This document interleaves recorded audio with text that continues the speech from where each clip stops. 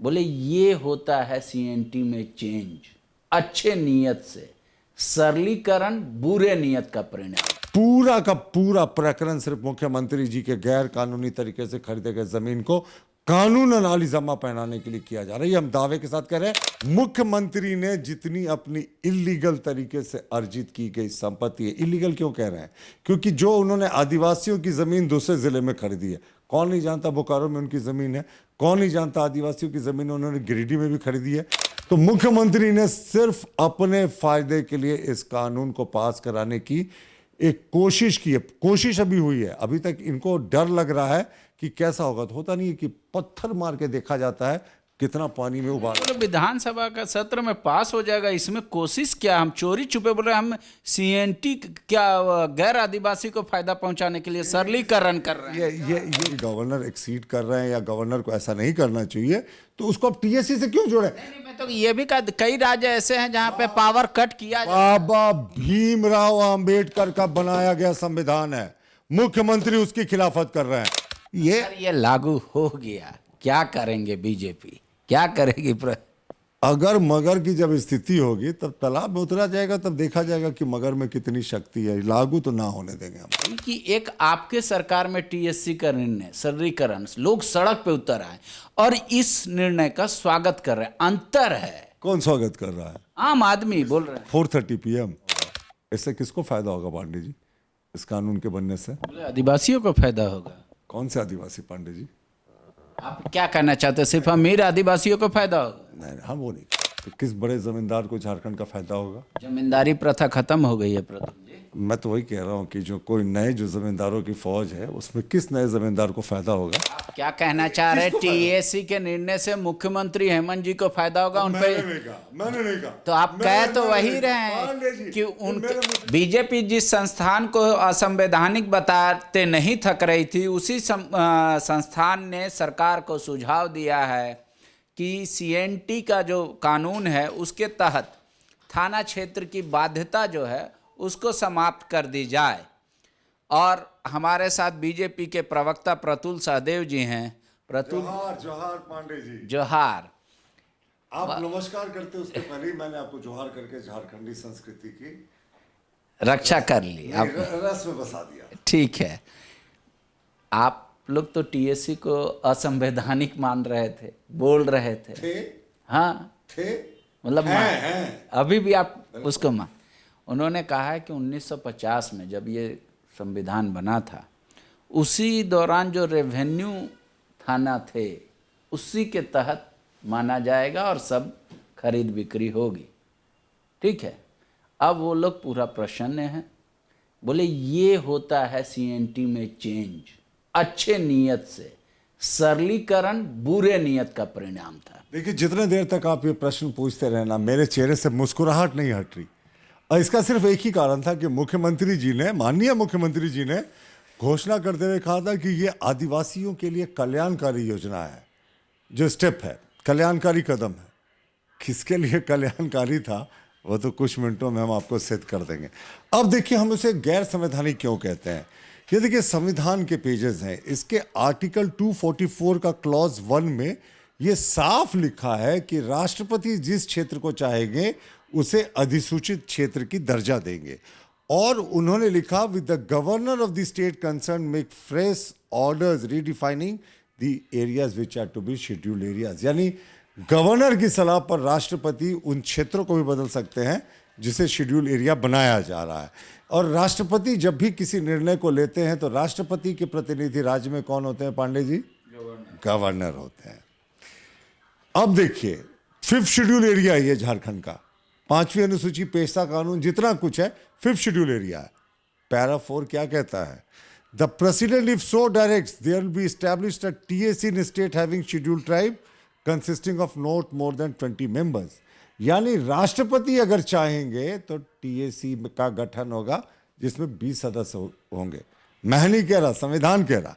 सबसे important point, the governor may make rules prescribing or regulating the number of members of the council, the mode of their appointment, उनका appointment कैसे होगा ये governor decide करेंगे, and appointment of the chairman of the council and all officers and servants thereof.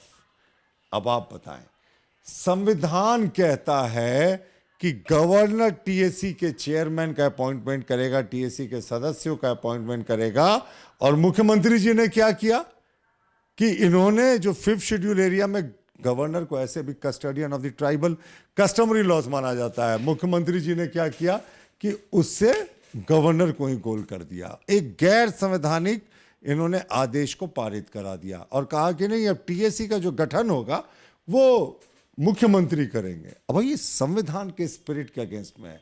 और supreme court ने अनेकों judgement में कहा है कि अगर कोई कानून या कोई राज्य सरकार का निर्णय संविधान की मूलभूत संरचना के खिलाफ होता है तो वो गैर संवैधानिक होता है। यह मैटर अभी कोर्ट में चैलेंज हुआ है। तो ये बताएं आप, यहाँ गवर्नर मेंशन्ड है क्लियरली और यहाँ वो मुख्यमंत्री कह रहे हैं। और ये सब ये नॉर्मल एरिया नहीं है। ये 7-8 स्टेट्स जहाँ ट्राइबल पॉपुलेशन ज़्यादा है, जो शेड्यूल एरियाज हैं, वहाँ गवर्नर को ज़्यादा पावर्स होते हैं शेड्यूल एरिया के नाते। तो ये तो गैर संवैधानिक संस्था है, इसके गैर संवैधानिक निर्णय है और ये निर्णय बिल्कुल भी कानून की नज़रों में नहीं टिकेंगे। अब 1 मिनट के लिए मैं आपके एक प्रश्न का और जवाब दूं। जज शो आपने किया नहीं, लेकिन शायद आपके मन में हो रहा होगा, इससे किसको फायदा होगा पांडे जी, इस कानून के बनने से? आदिवासियों को फायदा होगा। कौन से आदिवासी पांडे जी? आप क्या कहना चाहते हैं? सिर्फ अमीर आदिवासियों को फायदा होगा? नहीं, हम वो नहीं कह रहे। कौन कौन से आदिवासी पांडे जी? थोड़ा दिमाग, अब तो बहुत सारे ट्राइबल जो थाना क्षेत्र की बाध्यता की वजह से जमीन नहीं खरीद पा रहे थे, अब वो खरीद पाएंगे। और इसमें अगर ये बैक डेट से प्रभावित होता है तो किस बड़े जमींदार को झारखंड का फायदा होगा? जमींदारी प्रथा खत्म हो गई है प्रथम जी। मैं तो वही कह रहा हूँ कि जो कोई नए जो जमींदारों की फौज है उसमें किस नए जमींदार को फायदा होगा? अगर ये राज्य सरकार या कैबिनेट डिसाइड करती है कि हम फलाने तारीख से, जैसे कट ऑफ डेट 1932 लागू करने की बात होती है, 85 लागू था, अगर ये कहेंगे 1960 से जिसने भी थाना क्षेत्र के बाहर ज़मीन खरीदा है तो वो सब लीगल हो गए। 1 मिनट के लिए मान लीजिए कि एक गैर संवैधानिक संस्था के द्वारा कोई निर्णय लिया गया, फिर भी मैं पूछ रहा हूँ किसको फायदा होगा? तो आप क्या कहना चाह रहे हैं? टीएससी के निर्णय से मुख्यमंत्री हेमंत जी को फायदा होगा? उन पे मैंने नहीं कहा। तो आप कह तो वही रहे हैं कि उनके बैक डेट से अगर लागू होगा तो सारा जमीन उनका लीगल होगा। पांडे जी, मैंने तो सिर्फ आपसे कुछ प्रश्न किए थे कि किस बड़े जमींदार को फायदा होगा। 60 के अगर दशक से लागू हो गया, मान लीजिए कट ऑफ डेट, तो किससे फायदा होगा? आप तो खुद मुख्यमंत्री पे आ गए। यानी मामला स्पष्ट है, मुख्यमंत्री ने जितनी अपनी इलीगल तरीके से अर्जित की गई संपत्ति है, इलीगल क्यों कह रहे हैं? क्योंकि जो उन्होंने आदिवासियों की जमीन दूसरे जिले में खरीदी है, कौन नहीं जानता बोकारो में उनकी जमीन है? कौन नहीं जानता आदिवासियों की जमीन उन्होंने गिरिडीह में भी खरीदी है? कौन नहीं जानता जहां हम बैठे हैं उसके 1 किलोमीटर के पीछे सोहराई भवन भी आदिवासी की ज़मीन से खरीदा हुआ है? कौन नहीं जानता कि उनका दुमका में भी ज़मीन है? तो ये थाना क्षेत्र की बाध्यता तो उसी समय समाप्त हो जाएगी और ये सब गैर कानूनी है आज की नज़र में, कानून की नज़र में। लेकिन जैसे ही आप बैक डेट से कहेंगे कि नहीं साहब रेवेन्यू थाना, और आपने एक बड़ी अच्छी बात कही, आप सूझबूझ वाले पत्रकार इससे समझते हैं। अधिकांश लोग कंफ्यूज कर जाते हैं, थाना क्षेत्र से उन्हें लगता है पुलिस थाना है, रेवेन्यू थाना बहुत बड़ा होता है। और जिस समय देखिए 1950 की बात है, जिस समय ये राज्य बना था, संविधान लागू हुआ था, तो सिर्फ 7 जिले थे, मानभूम, सिंहभूम, हजारीबाग, रांची, संथाल परगना पूरा मिलाकर 1 जिला था। तो इस तरीके से 7 ही कुल जिले थे पूरे झारखंड में। और रेवेन्यू थाना का जो दायरा था एक पुलिस स्टेशन के थाने से कम 15-20 गुना बड़ा होता है। तो मुख्यमंत्री ने सिर्फ अपने फायदे के लिए इस कानून को पास कराने की एक कोशिश की है। कोशिश अभी हुई है, अभी तक इनको डर लग रहा है कि कैसा होगा। तो होता नहीं है कि पत्थर मार के देखा जाता है कितना पानी में उबाल रहा है। ये बोले विधानसभा का सत्र में पास हो जाएगा, इसमें कोशिश क्या? हम चोरी छुपे बोल रहे हैं, हम सीएनटी क्या गैर आदिवासी को फायदा पहुंचाने के लिए सरलीकरण कर रहे हैं। ये किसने? जेएमएम का कहना है कि सरलीकरण क्या था? मुख्यमंत्री की बात कर रहे हैं। मुख्यमंत्री पत्रकारों के सामने आए और उन्होंने बड़े स्पष्ट तरीके से कहा कि टीएससी ने ऐसा विचार किया है, अभी इस पर अंतिम निर्णय होना बाकी है। पत्थर फेंक रहे हैं तालाब में कि कितना पानी छिटकता है, उसके बाद वो निर्णय लेंगे कि कहीं कुछ दाग मेरे ऊपर भी तो नहीं आ जाए।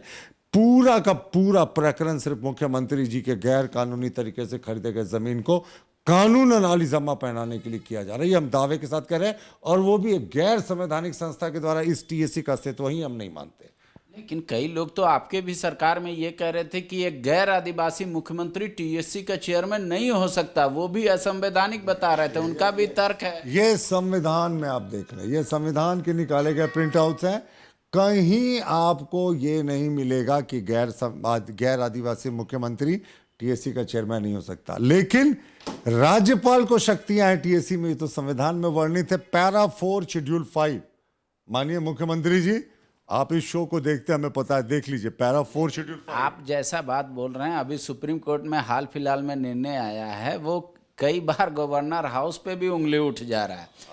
तो कहाँ की बात कहाँ ले जा नहीं सुने, नहीं तो अभी तो कई स्टेट में ऐसा देखा जा रहा है कि पावर कट किया जा रहा है गवर्नर को। अगली बार एक माइक मेरे लिए भी ले आया कीजिएगा प्लीज, क्योंकि पूरा आप नहीं देखिए, गवर्नर के किसी दूसरे दायरे में कुछ की अगर सुप्रीम कोर्ट ने कोई प्रश्न किया, वो भी मौखिक, देखिए ये भी थोड़ा ना, हमें लगता है कि अब प्रेस को भी थोड़ा संभल के लिखना चाहिए, ये हमारा आग्रह है, क्योंकि ये लिखित में कहीं नहीं ऑर्डर में है।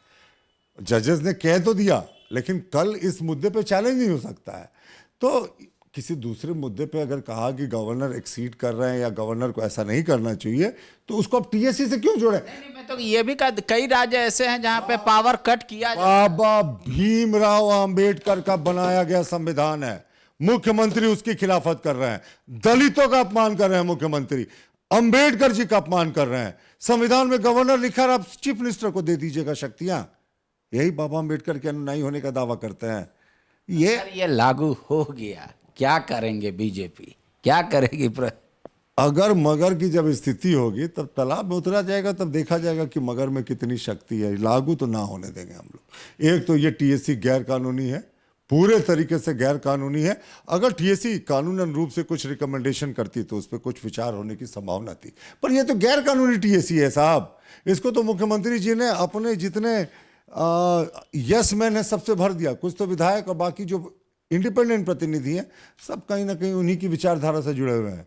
तो कानूनन अगर टीएससी का गठन होता, उसकी रिकमेंडेशन होती, तो उस पर विचार होता। ये तो गैर कानूनी है, और वो भी एक आदमी को फायदा पहुंचाने के लिए। लेकिन वो कह रहे हैं कि एक अंतर बता रही है जेएमएम पार्टी कि एक आपके सरकार में टीएससी का निर्णय सरलीकरण, लोग सड़क पे उतर आए और इस निर्णय का स्वागत कर रहे हैं। अंतर है। कौन स्वागत कर रहा है? आम आदमी बोल रहे हैं। 4:30 PM स्वागत करेंगे तो उसका कोई हमारे पास जवाब नहीं। वो तो उसी पार्टी के प्रवक्ता हैं, तो वो करेंगे।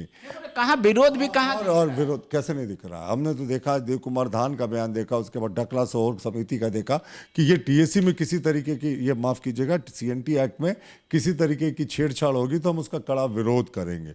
और मुख्यमंत्री जी को स्पष्ट करना चाहिए कि इससे आखिर किसको फायदा होगा। अगर ये बैक डेट से लागू करने जा रहे हैं तो ये सिर्फ उनके हित की बात है। शुक्रिया। तो देख लीजिए, एक अभी संविधान में परिवर्तन होगा कि नहीं होगा, ये अभी सस्पेंस बना हुआ है, लेकिन उस पर तलवारें खींच चुकी है। कोई कह रहा है ये संविधान में छेड़छाड़ नहीं बर्दाश्त करेंगे, कोई कह रहा है टीएससी का अस्तित्व ही इलीगल है। तो अब आप बताइए कि ये जो अगर संशोधन होगा तो क्या वाकई में इससे सिर्फ अमीर आदिवासियों को फायदा होगा, क्या गरीब आदिवासियों को इसका लाभ नहीं होगा? इस मुद्दे पे भी आप अपनी राय कमेंट बॉक्स में लिख सकते हैं। शुक्रिया। TheFollowUp.in. Like, share, and subscribe.